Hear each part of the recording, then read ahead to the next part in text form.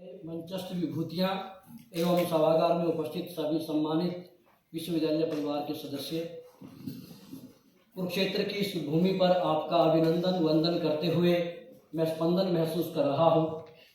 यह पुण्य की भूमि है। आप सभी का यहाँ पर इस्तकबाल है, खैर मकदम है, स्वागत है। लाओस से मिले शिलालेख में लिखा गया है, कुरुक्षेत्र गमिष्यामि कुरुक्षेत्रे वसाम्यहम् यह एवं बुर्याद स्वरूप पापे मुच्यते।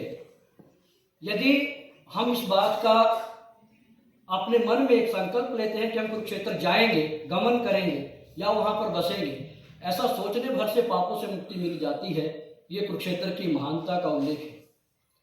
और कुरुक्षेत्र के बारे में ये भी कहा गया है कि गंगाया जले मुक्ति वाराणसी जले स्थले कुरुक्षेत्रे त्रिधा मुक्ति अंतरिक्षे जले स्थले।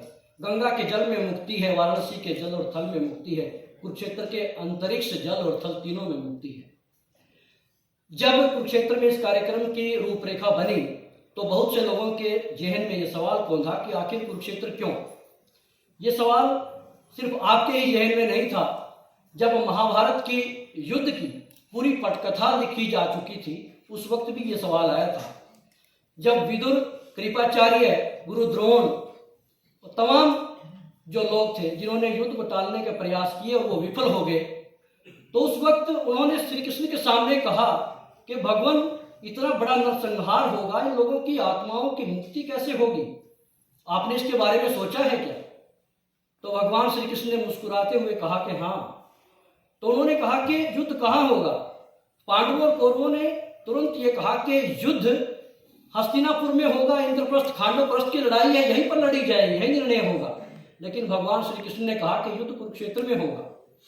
कुरुक्षेत्र में क्यों होगा, बड़े संक्षेप में मैं आपको बताना चाहता हूं। उसके पीछे की एक बड़ी किंवदंती है। अनादि काल में पूरी पृथ्वी के ऊपर अकाल पड़ गया था।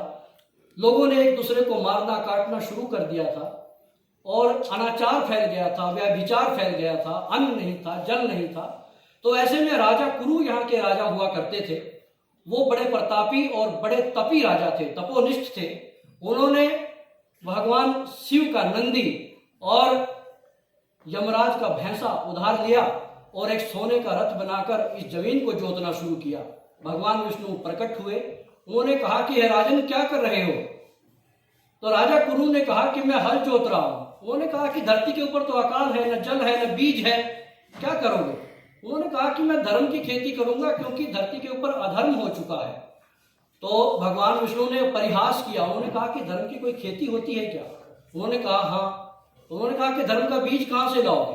राजा कुरु ने अपने शरीर को छिन्न विछिन्न करके उस भूमि में डाल दिया और फिर भगवान विष्णु इतने स्तब्ध हुए, इतने विस्मित हुए, उन्होंने राजा कुरु को तथास्तु करके जीवित किया और कहा कि हे राजन, जो 48 कोस की भूमि आपने अभी तक जोती है वो भूमि आज के बाद धर्म क्षेत्र कुरुक्षेत्र कहलाएगी और इस भूमि में जो भी व्यक्ति प्राण को त्यागेगा वो मोक्ष को प्राप्त हो जाएगा। इसीलिए यहाँ पर युद्ध हुआ था क्योंकि सभी का मोक्ष निश्चित कर दिया था भगवान श्री कृष्ण ने।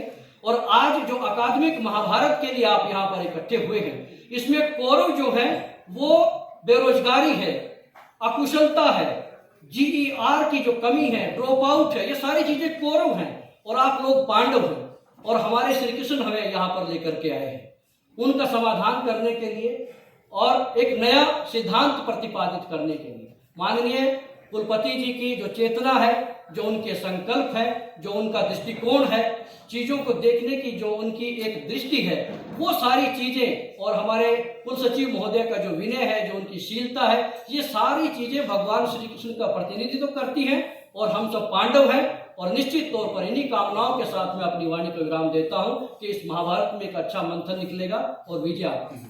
धन्यवाद।